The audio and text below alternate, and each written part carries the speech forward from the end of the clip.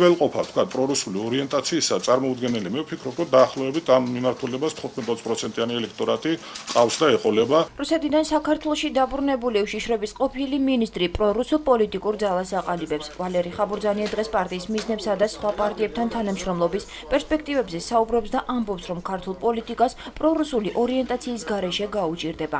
მისი თქმით, ტერიტორიული პრობლემების მოგვარება მხოლოდ ამერიკულ ლობისტურ ჯგუფებთან თანამშრომლობით შეუძლებელია. რუსეთის ცოდნის გარეშე და მარტო დასავლეთის ცოდნით, მარტო ამერიკულ ლობისტურ ჯგუფებში აქტიურობით მე ვფიქრობ ჩვენ შედეგებს რისი მიღწევაც გვინდა და ეს არის პირველ რიგში ტერიტორიული მთლიანობის აღდგენა ვერ მოვახერხებთ. ვალერი ხაბურძანია ოკუპირებულ ტერიტორიების სტატუსთან დაკავშირებით ახალი ტერმინის დამკვიდრების ინიციატივით გამოდის და აცხადებს, რომ საქმე გვაქვს არა ოკუპაციასთან, არამედ მხარდაჭერილ სეპარატიზმთან. შევარდნაძის მთავრობის წევრი რეგიონულ სამხედრო პოლიტიკურ გაერთიანებებში გაწევრიანების აუცილებლობაზეც საუბრობს, რადგან თვლის, რომ ნატოში გაწევრიანება გრძელვადიანი პერსპექტივაა.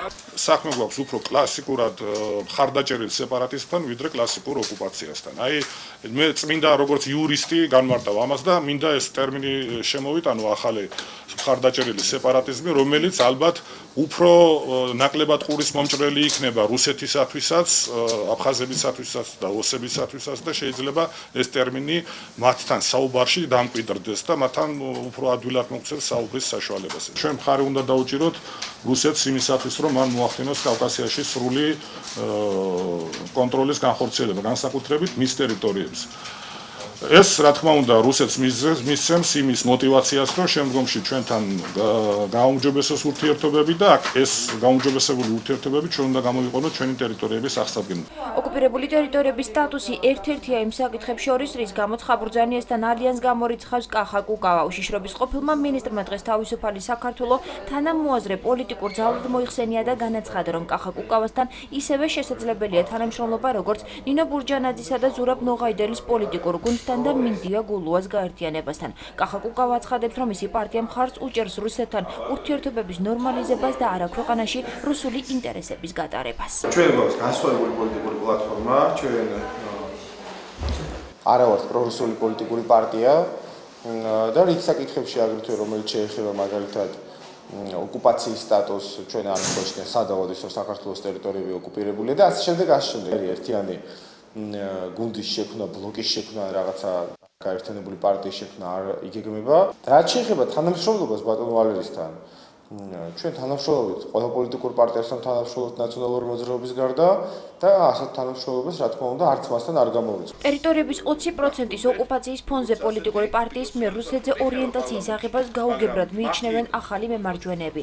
ისინი მეზობელ სახელმწიფოსთან ურთიერთობის აღდგენის აუცილებლობაზეც საუბრობენ, თუმცა არა ქვეყნის ინტერესების იგნორირების ხარჯზე. ამიტომ ვისაც უნდა რომ რუსეთის პრო იყოს, შეუძლია რომ იყოს, მაგრამ მე არ მიმაჩნია უბრალოდ ნორმალურად ის რომ ქვეყანა, რომელმაც 20% ჩვენი ქვეყნისა უკონტროლებლად მე ხლა მისთვის ასე ვთქვათ მისაღები ფრაზებით მეტყველებ, არა ოკუპირებულად, არამედ უკონტროლებლად აქცია უცებ გინდოდეს მასზე ასე ვთქვათ, ძირითადი აქცენტისა და ორიენტაციის აღება. ვალერი ხაბურძანიას ქართულ პოლიტიკაში დაბრუნებას დღეს ნაციონალურ მოძრაობაში აფასებენ. ისინი ყოფილ ძალოვან მინისტრს მთავრობაში ყოფნის პერიოდს და პუტინთან ახლო ურთიერთობას ახსენებენ. კონკრეტულად ხაბურძანია არის ის პიროვნება, რომელიც შევარდნაძის დროს პუტინის მიერ იყო პირადად დანიშნული საქართველოს შიდა საქმეების გასაკონტროლებლად.